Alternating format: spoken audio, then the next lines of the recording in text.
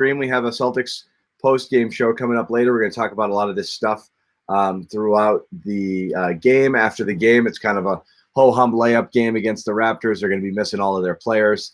But we do have interesting trade rumors. We didn't want to wait till after to get to them. And they involve a bunch of big names that we've been kicking around on the thread, on the live streams all of this time. Some really big fish out there that the Celtics are supposedly in on. So we'll go name by name. But again, this is Shams, very plugged in, The Athletic, throwing out Vucevic, throwing out Jerami Grant, throwing out Harrison Barnes. These are all enticing names. And honestly, those three plus Aaron Gordon are probably the big fish on the market. Gordon, of course, is dealing with the sprained ankle, so teams are wait and see there. But those are the big names out there. We've been hearing them all the time. I'm going to start with Bobby's boy, Vucevic. Part of that report was that it's going to be a massive haul. Now, we've been debating on all day, Bobby, what that actually entails. But first, you turned on this guy, meaning turned towards this guy as your guy. Tell us why. Tell us what you think, what you'd be willing to give up here for the Celtics to get it done. So I was never the biggest fan of him. And the Celtics were previously interested in him during that Kemba Walker offseason. They were hot on him because they had the max cap space after Kyrie and Horford left. Could have filled him down the middle. So there's a connection there. Obviously, Kemba came along and grabbed that. But now you have the chance to have 4 All-Stars on the team if Kemba's and people hated that name back then. They hated it. Yeah, and I still don't love it now, but I think context is everything. You don't have cap space forever now. There's only so many ways you can improve into the future. So why not grab the best player available? And I think out of all the options we're going to talk about today, this guy's an all-star. He pushes 30 points a game on many nights. Dominant rebounder, probably one of the best rebounders in basketball this year. Defense, we'll see. I think it's all situational, but he's kind of a disaster down there in Orlando defensively. That could change in Boston. And the three-point shot. By zone, he's the best three-point shooter above the break in basketball this year. So that's perfect in Boston's pick-and-pop offense. He'd get open shots above the arc all day there. He can post up. He's 7 feet. I know people will love that. He's a real big. So he'd just give them a bunch of different options and outlets for offense and size that they don't have right now. And this is what I love about it. And you're going to love this too, John. If they can find a way to clear Tice in a potential deal here, clear Thompson in a deal here, and you're left with Rob and Vucevic. See, that's the dream. Yeah. That's the dream. So look at it this way, though. If you're the other team coming back, you don't want to take on Thompson or Tice. So you know Rob is automatic. Certainly if you're going to go big, to go get somebody else's big, I don't see any world in which you make a trade, really any trade at this point, and Rob Williams is still a Celtic. So anybody at home saying, do it, do it, do it, I think has to get used to kind of giving up on their binky, which is Rob Williams, which is going to be hard for a lot of Celtics fans to be able to live with that. So I've said no on it. Where are you? On Williams, but that's the thing is this is where we started the season, right?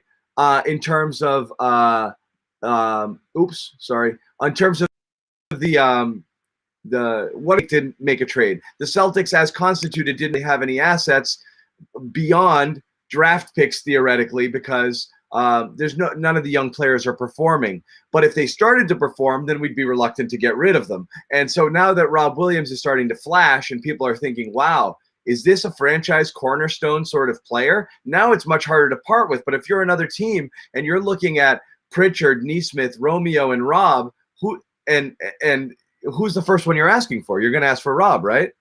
Yeah, and you're right. I don't see him surviving any trade because every team not only wants picks, they want players like that. They want a player who might be something way more than that in a year or two. And the only person on this team that screams that is Rob. Yeah, and you're right. It's a good thing, frankly. We didn't think anybody on this roster was tradable and valuable coming into this year. I've argued that Tice is, but he's certainly less than Rob. And then you talk about Pritchard. He's probably going to be at some point in the future a valuable asset as well.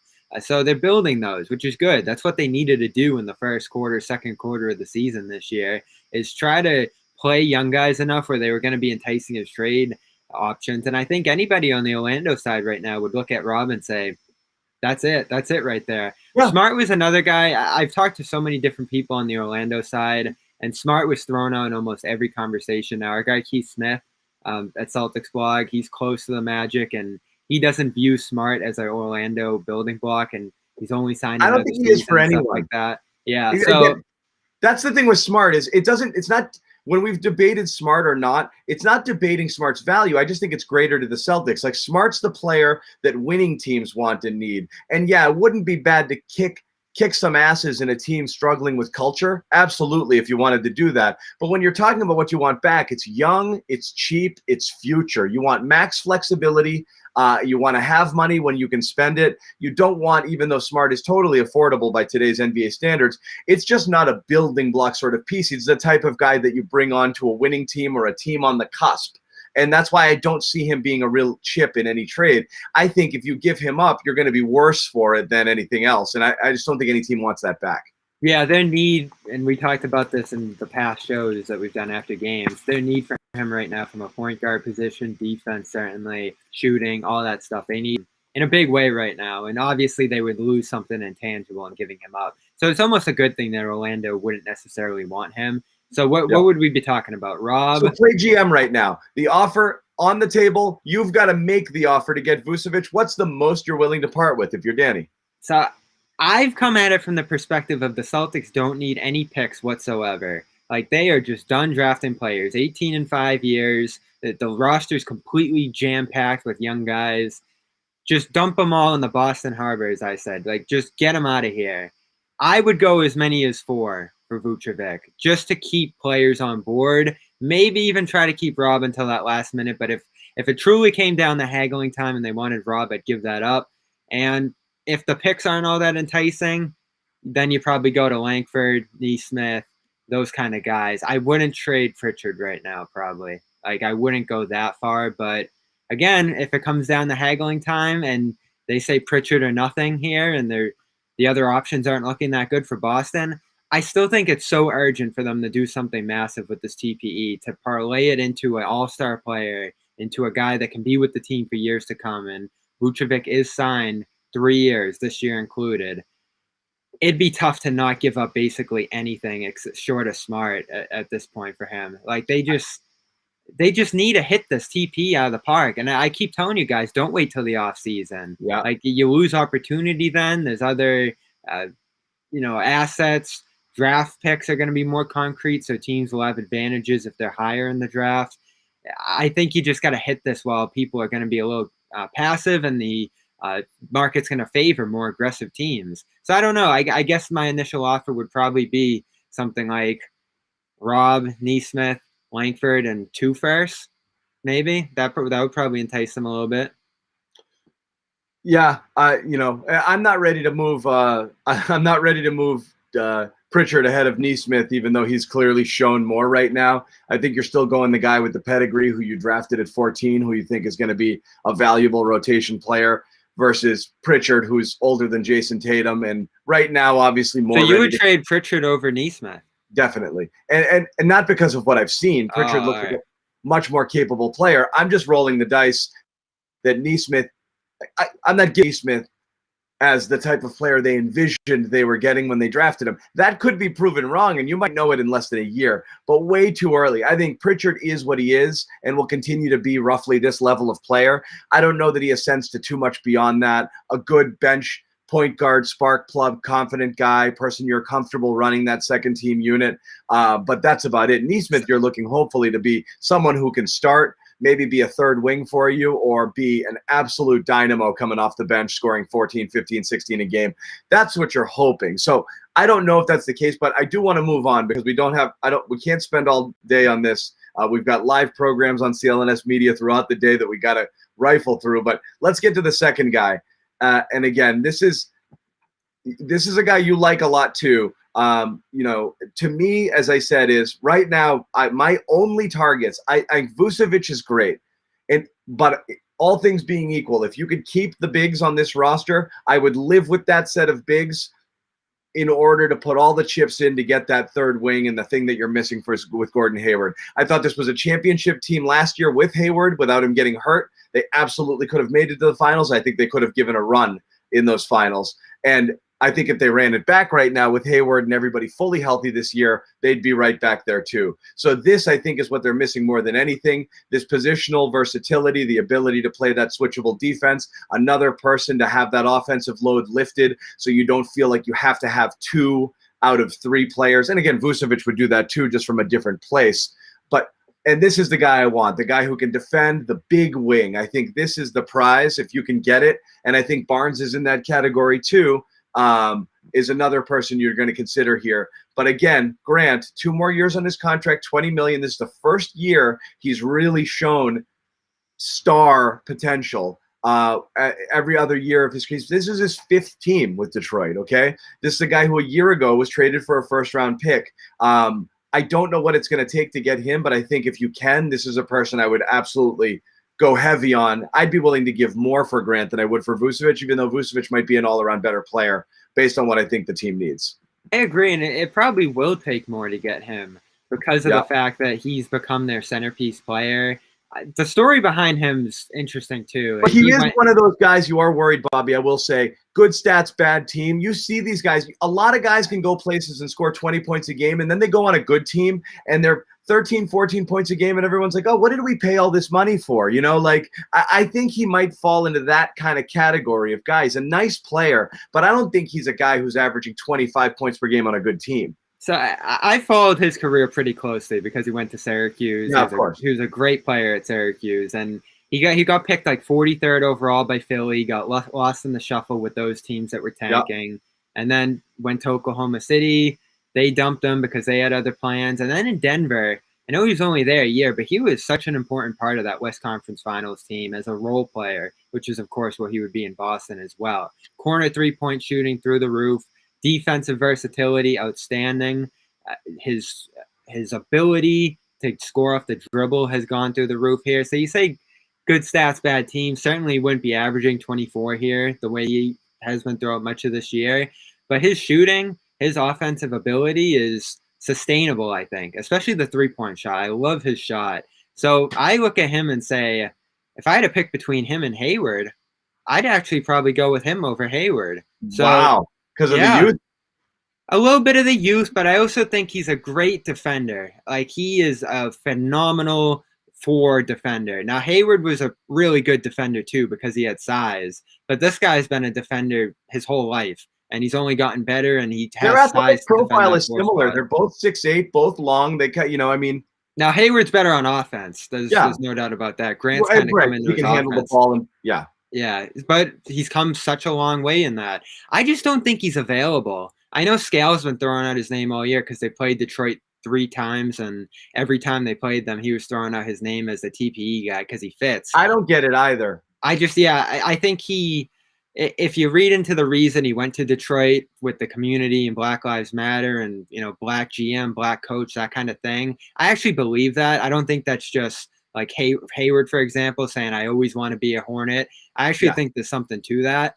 And Detroit, like they don't have a guy to work around right now. I don't think Grant's like for the cheese chops, right? Yeah, I don't think he's like a future star there, but he's a building block for them, and he signed 3 years, which isn't forever. But to your point, they're gonna have to really entice them, and I think teams. But it's not that much money.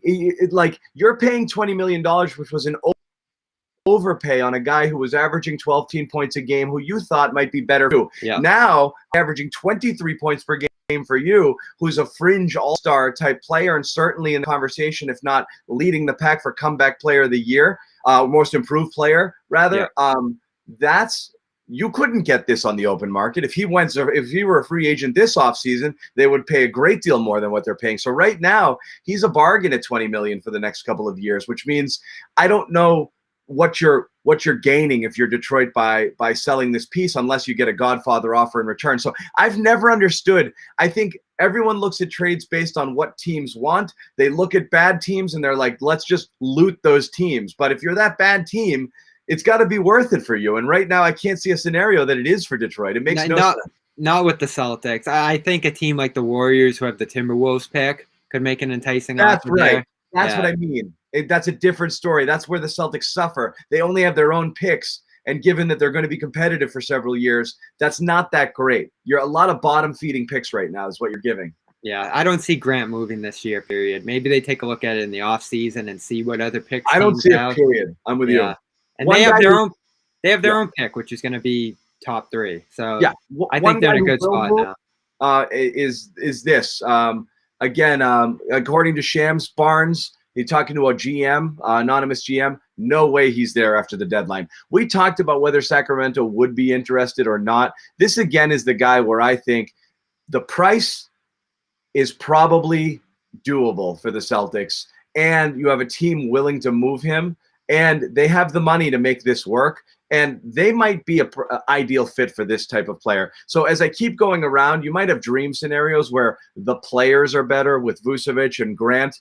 Theoretically, this might be the fit that makes the most sense in terms of what the Celtics are willing to give up, what they can do, if they can take on this salary, and it is the type of player that they need. He's not going to come in and be franchise saving, and he's no more than an 80% of what you were getting with Hayward, but I do think he makes a difference. I think if the price is right, that this is a reasonable scenario here. Yeah, and I think he hit the mark with 80%. That's probably about what he is of Hayward, and that's pretty good, especially at the price tag here, what it would cost to get him. As they sink further and further, and I know he's not an expiring contract or anything like that, I think the onus on moving him is going to be pretty substantial this year. And this is a guy at $22 million who you do start to creep into the range of having an advantage with the TP. You don't have to match that like other teams would, which makes it easier for him to go to Boston. And I don't think what you'd have to give up in that scenario would be all that devastating to you. I think, again, you look to the wings, Langford, Neesmith, who, of course, our Kings writer there, Greg threw out as a name. And I think whatever you give up for him, you're going to be able to swallow and be okay with, because he's exactly what they need right now. Wing shooting, wing defense, a little bit of short roll creation, secondary playmaking. There's a lot of, it's not Jerami Grant level Hayward impact, but there's, a poor man's Hayward impact here to some degree. He's done a ton of the playmaking for the Kings this year, and he scored at a high level. I think he had 28 in their last game. So think of a guy, a threat as a third wing on this team who could score 20 plus on any given night. They don't have anything bordering on that right now, and it would substantially change this team's fortunes, even though he's probably a role player and a mid-level one at that. He's inconsistent. We all remember he's immediately a starter. Immediately a starter. Yeah, I think he would start every night.